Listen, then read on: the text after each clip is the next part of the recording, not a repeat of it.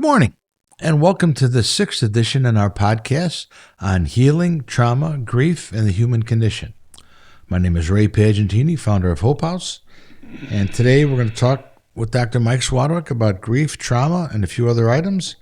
Just to remind people from last week, remember, grief can't be fixed. It can only be carried, and there's no expiration date on grief, and no one understands each person's individual grief. So with that, I'll turn it over to Mike, and Mike, you can just start. Thanks, Ray. It's good to be back. I was on hiatus at least, and it's just good to be back. And over the course of the time away, I wanted to share a few things I learned before I start, and one of them is to keep these talks as simple as I can because I confuse myself. When I have 3,000 notes in front of me, I can't read what I write sometimes. I lose my train of thought, and a really good example of this is a few Thursdays ago, Ray and I went to a seminar where we were both supposed to speak in front of 100 plus people. And we got there, and there was 4. And my talk was on transgenerational trauma. And lo and behold, someone who sits, and I tried to prepare as much as I could. I found over 30 pages right away, and I tried to learn 30 pages in 5 minutes, and I don't learn like that. And it becomes jumbled.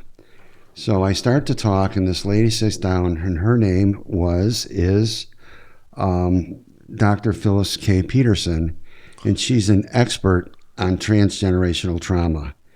And I looked at her, and I was like, damn, how am I going to ever explain something that's her life's work? She's been in over 30 countries giving seminars.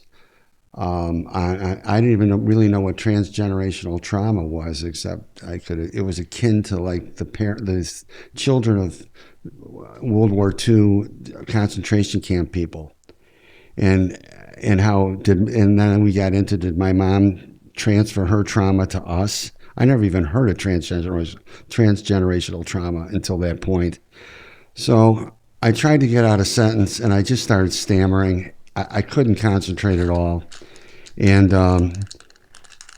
Ray had to come in with doing some things, and it just made me think that what I need to do is really, really simplify what I'm trying to talk about.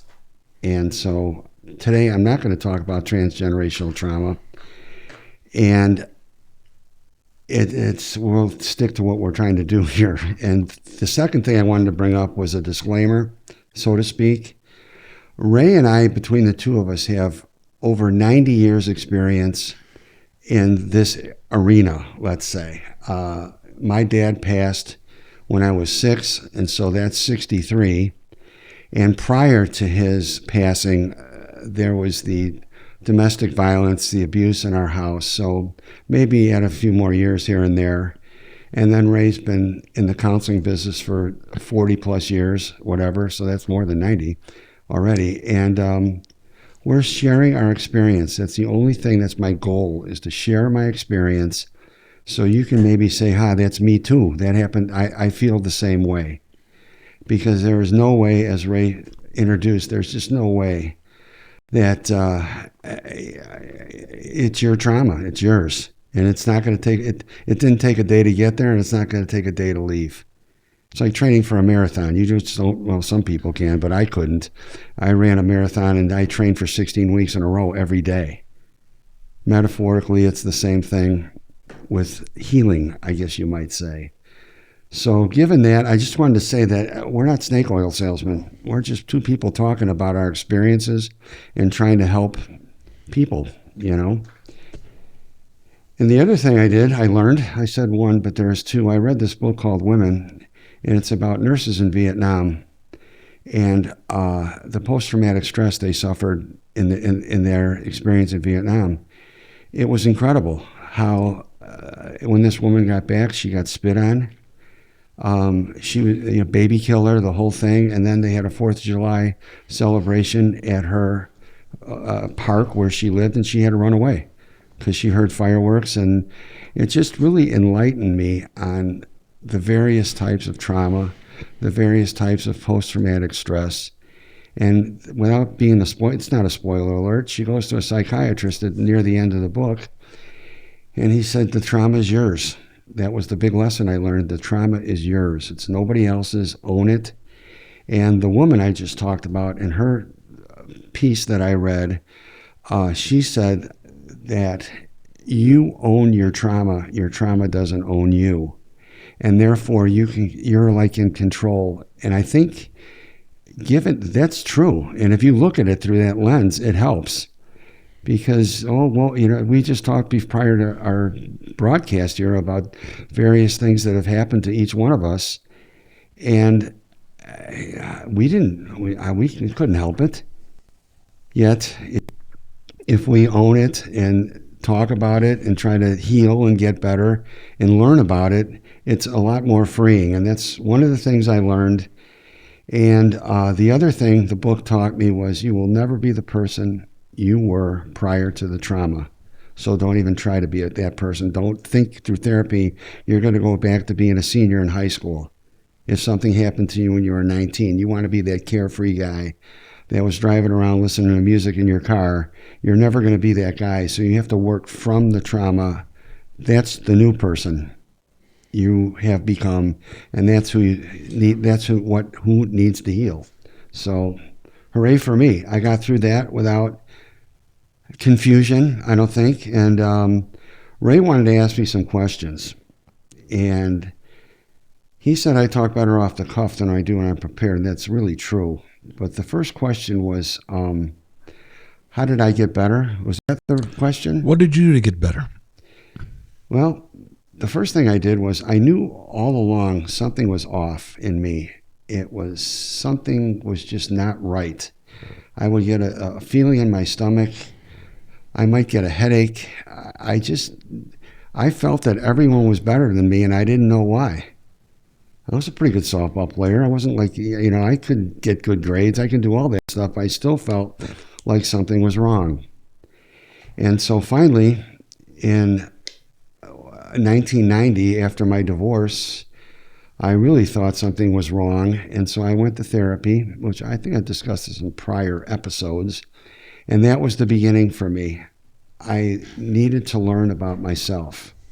So if someone said, how did you get better? I started to learn.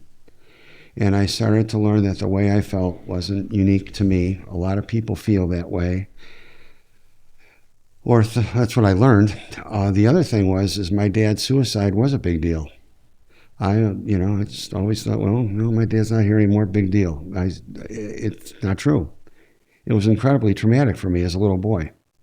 And I didn't know the subset of your dad leaving you without saying goodbye comes, well, why wasn't I good enough to stick around? So that seed is planted in you when you're a little tiny baby, little kid, and it grows.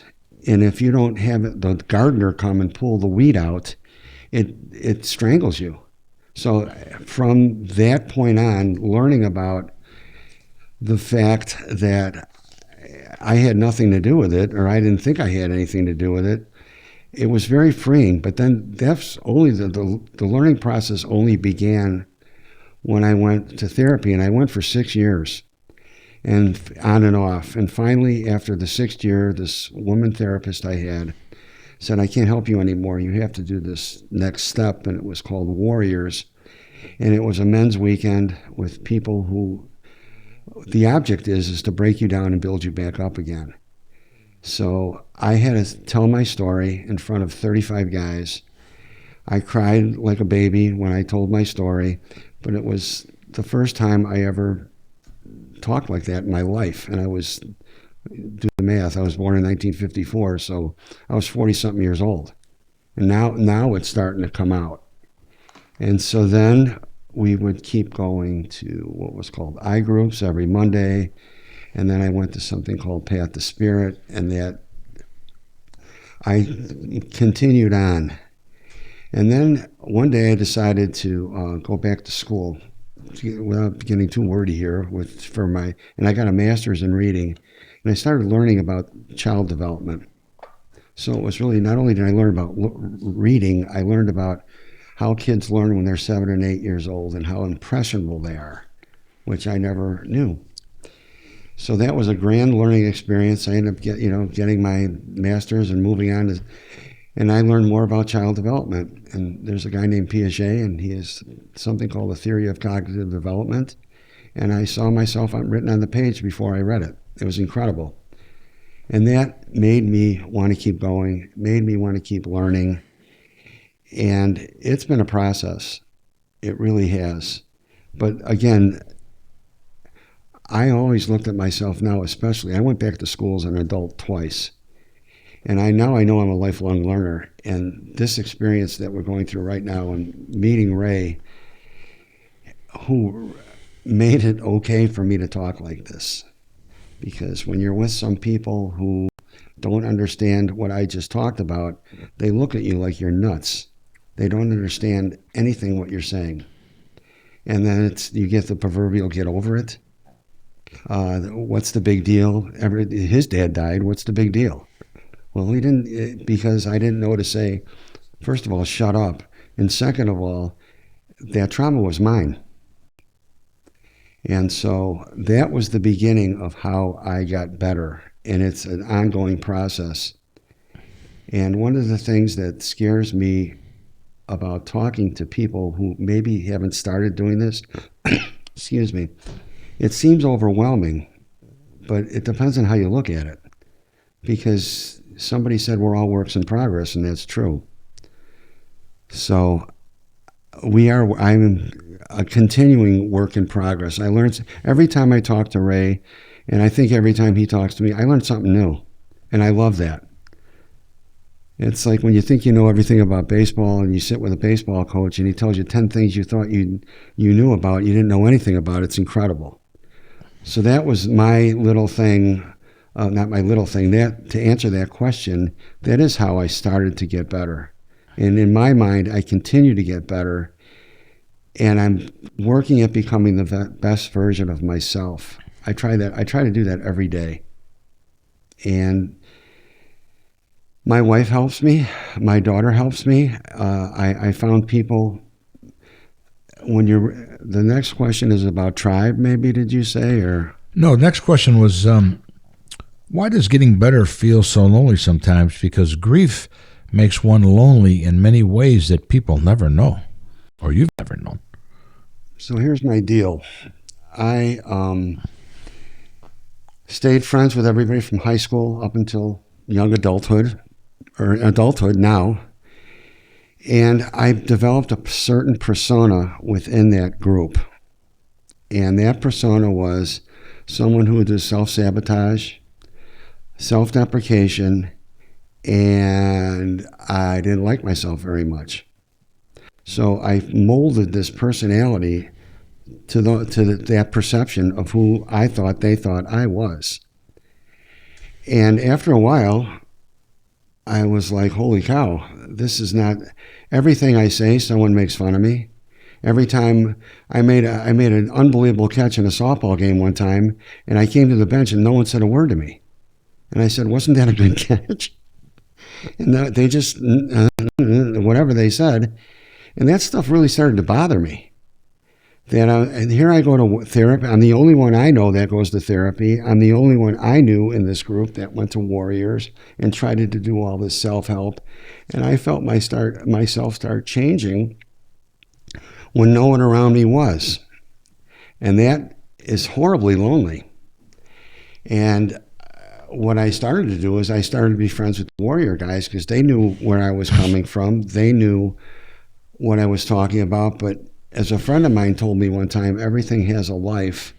And my life with Warriors was over. And I needed to do something else. And that's why I went to grad school. And that's why I got my doctorate, because I had to prove to myself, going back to self-doubt and self-deprecation, that I was smart. I had to prove it to myself. And so what I did was I got 1B in 10 years of school. Because in college I got C's and D's. I was a party guy in college. I knew what I had to do to get by, and that's all I did. And I knew I was smarter than that, and that bothered me. So I challenged myself to do that, and I did. So when you start to make that change, people don't like that. They don't know how to take you anymore.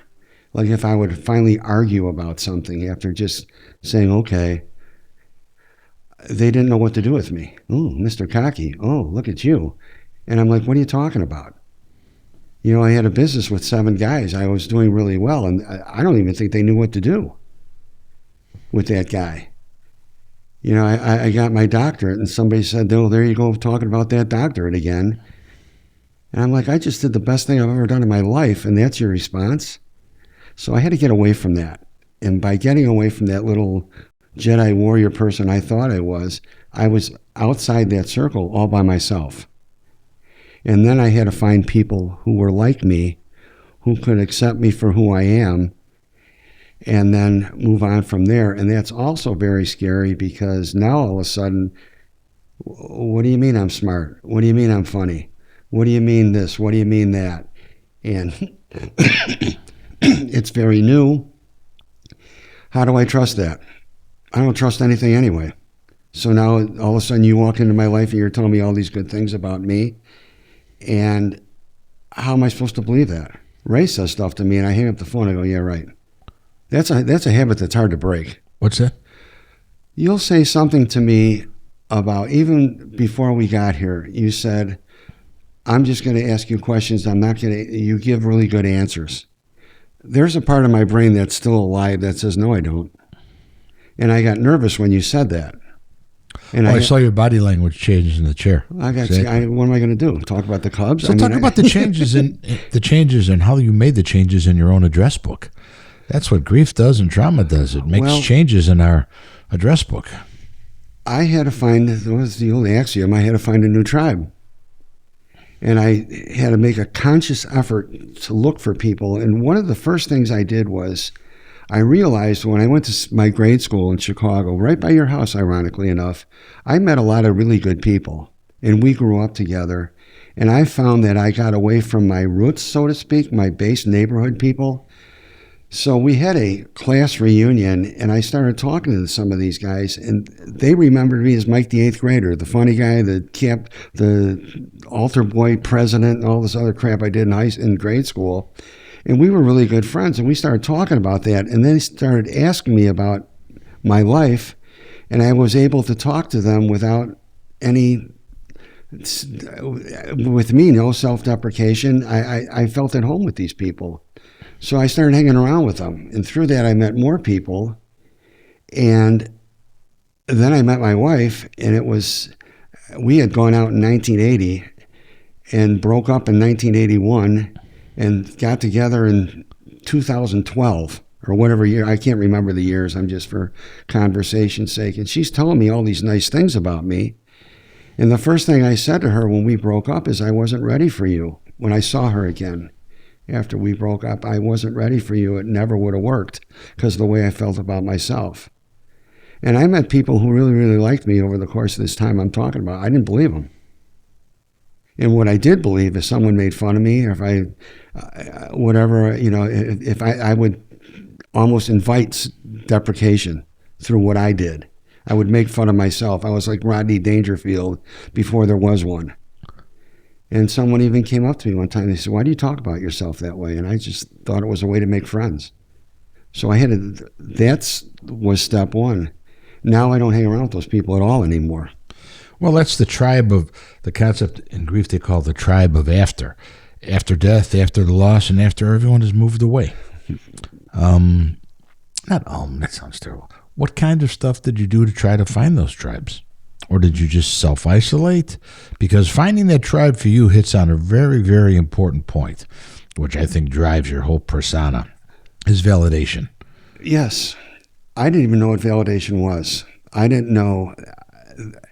If I was playing golf and I hit a shot 3 feet from the pin and someone didn't say nice shot, this is a metaphor, I would be like, what do you mean? Why can't you say it's a nice shot? And why does that bother me? Why can't I just go about my business? And that's when I learned about validation. I need someone to say, way to go. I need someone to say, what this podcast you're doing with Ray is really a good thing. Can you narrow it down to one person who you need to say that? The silence is deafening. Some of the old people that I used to hang around with. And the reason I made that break, I would ask them for validation. I would ask them to stop making fun of me or belittling me or doing crap behind my back, talking behind my back like mean girls. I mean, we're talking, this is recent, and they wouldn't stop. So when I found, one of the things is ironic. Ray and I saw each other, let's say 5 years ago, at a golf outing, the Weber Alumni Golf Outing, which is Monday. And I found out what he was doing. He found out what I was talking about, or writing about, and we got to get together on this suicide thing. If I can expand on that for 1 second. I hadn't seen Mike in 35 years. Yeah. Actually, I did. I saw him for 30 seconds the day I had to put my dog down.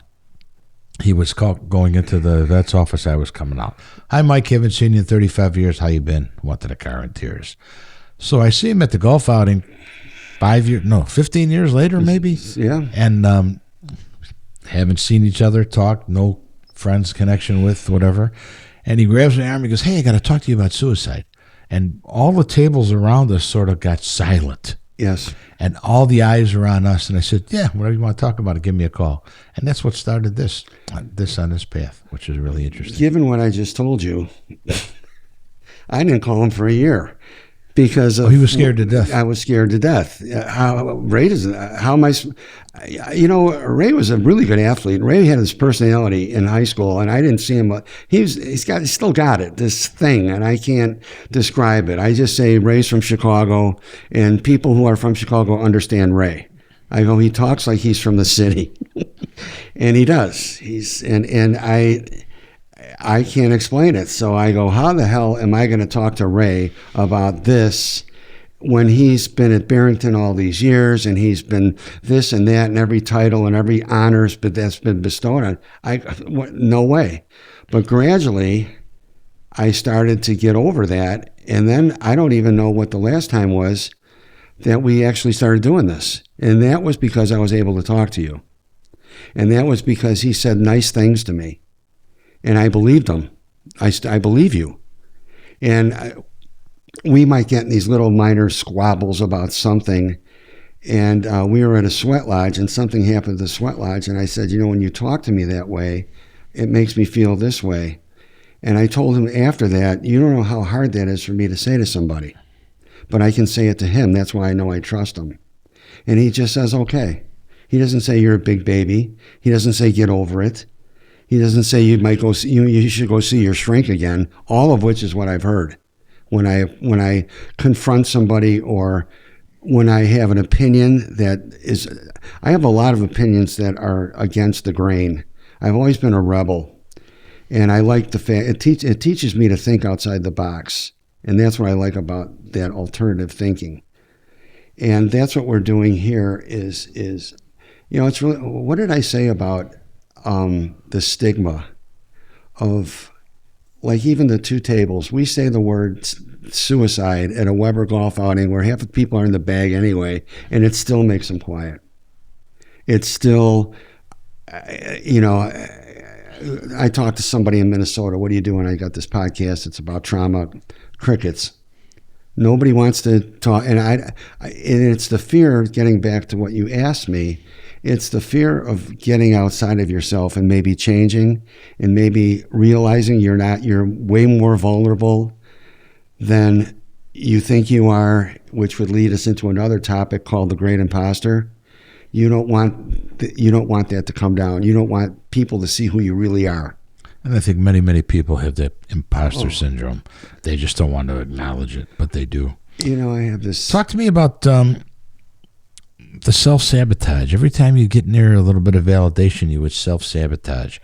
What kinds of tips can you help people to eliminate that in their lives, alleviate that part of their personality? What worked for you? This is funny that you bring this up, because this I can remember everything about when I looked it up. It's almost a psychological condition, which you train yourself to wreck things.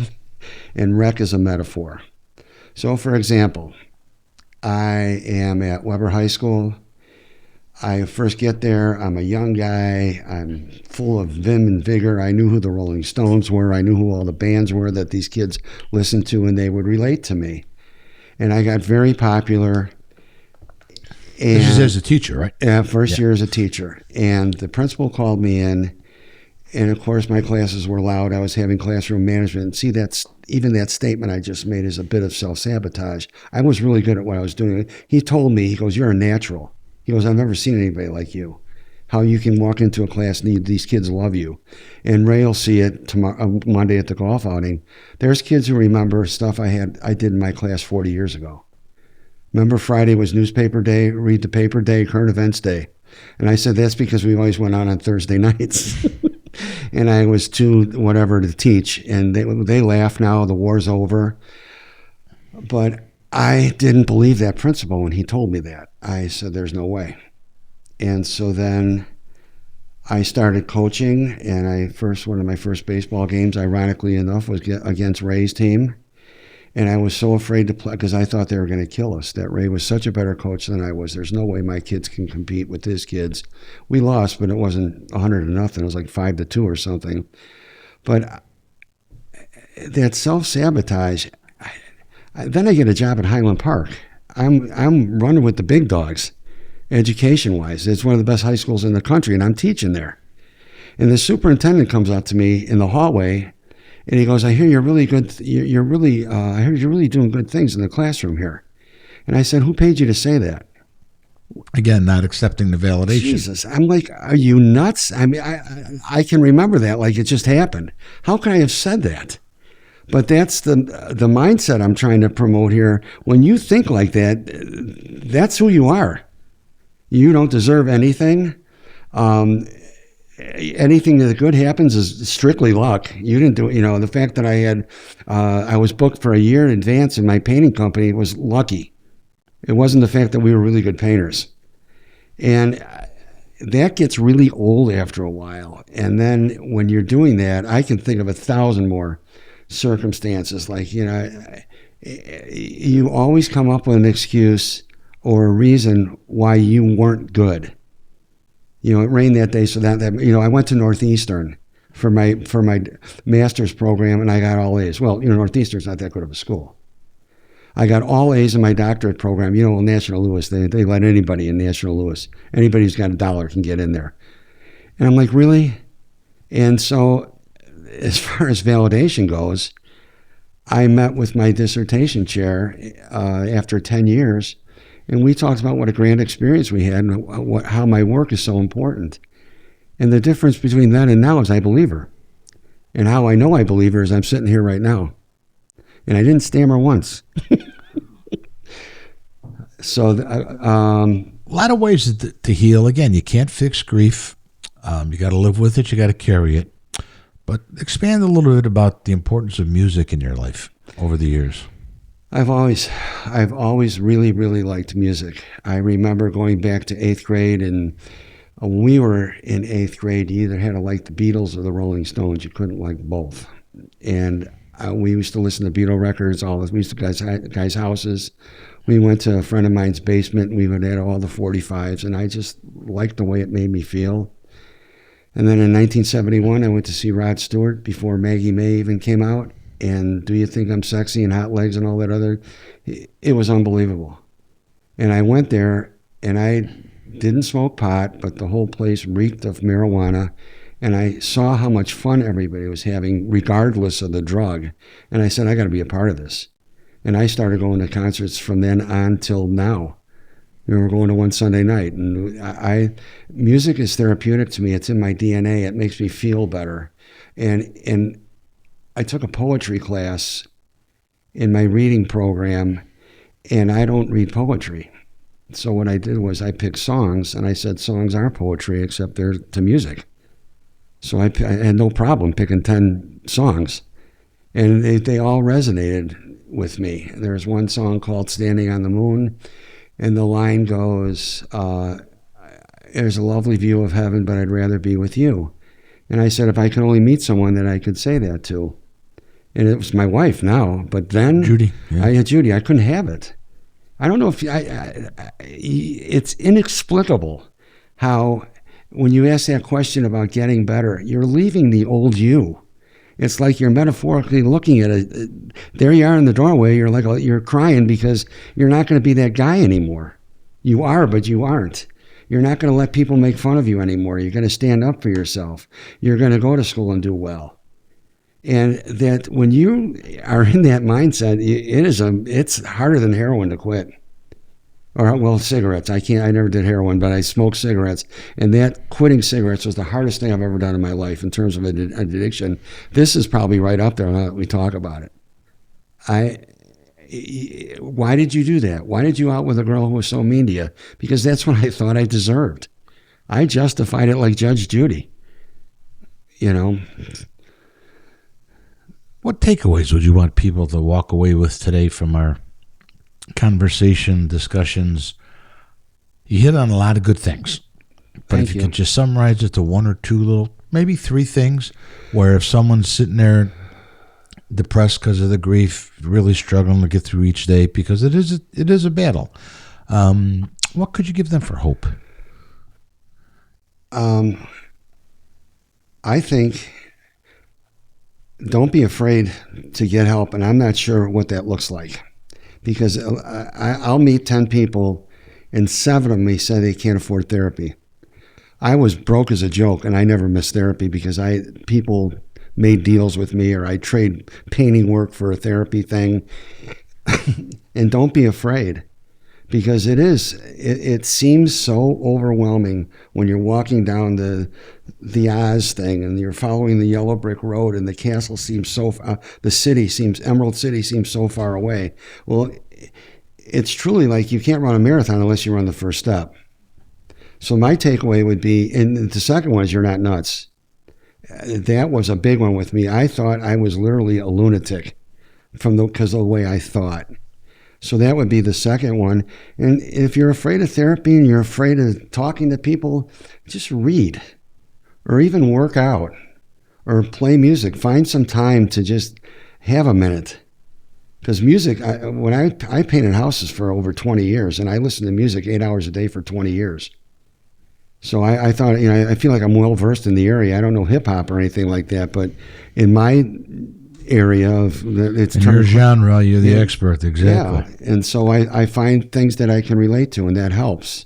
So even if you don't want to go to therapy, that line like from Standing on the Moon, and there's another song that I really, really like, and there's a hole in my heart that left me feeling dead, and I started crying when that song came on. It was my dad.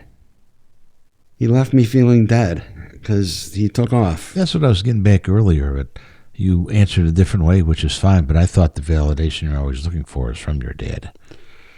I thought that was a big part of it. You were angry with him for a long time, but now I think you see he's there helping you. We talked about this. That's right. Thanks for bringing that up. We went to the Sweat Lodge, and it's intense. So I'm in there, and all of a sudden I got a thing of my dad in my head. And on the way home, I got it again, and that never happens. And when I went to Warriors the first time, they do this thing called the Gestalt theory. And what it does, what I thought that it did, you reenact your trauma. So they said, look around the room, find your dad. So I went like you did with Ray, with your eyes. And you find your dad. So I found Kurt. And he started telling me all these things I've never heard in my life before, like, you're a really good guy. I'm really proud of you. And I never meant to do what I did. It happened. I cried for 45 minutes in a row. I could not stop crying. And that's a big one. Because what you do, and we can talk about this another time, is you look for dads. And sometimes your dads are your age, and sometimes your dads are dads. And sometimes they're good people, and sometimes they're not. And I had tendencies in this part of my life. You're looking for your dad, or you're looking for the validation? The validation, probably. Absolutely. I've had 2 dads of my friends say, you'll always be part of our family. You're like a son to me. Camastro told me that. Our baseball coach said, this is the son I wish I had. We were at some restaurant opening. And then So that was that. That's a good. I'm glad you brought that up. Because Well, I got to sneak those in every once in a while because I see you're at the bottom of your index cards. I'm so only halfway through the index. go ahead. cards. It's your dime, your dance for. And always have. Validation is very important to me. I need to know I matter. And that's where the dad thing comes in. I didn't think I mattered at all because my dad took off. He didn't say goodbye. He didn't say anything. He just wasn't there anymore. And when you're little, and then you go to Piaget's theory of cognitive development, when you're 5 to 7 years old, you think the world revolves around you. You think everything that happened developmentally, you can't help it. That's what you think. Everything that happens in the world is either my fault or because of me. And I grew up with that. No one ever told me otherwise. Or they did. I just didn't hear it, going back to the old person. So, yeah. Well, that is podcast number 6. Hopefully we helped you look inside to help yourself. We'll be back soon. Our topics are varied. If you have anything you like specifically, contact us. The information will be on the scroll on the bottom. But we really look forward to these Fridays and just sharing our, in a native culture, sharing our medicine with you. Thank you and have a good week. Me too.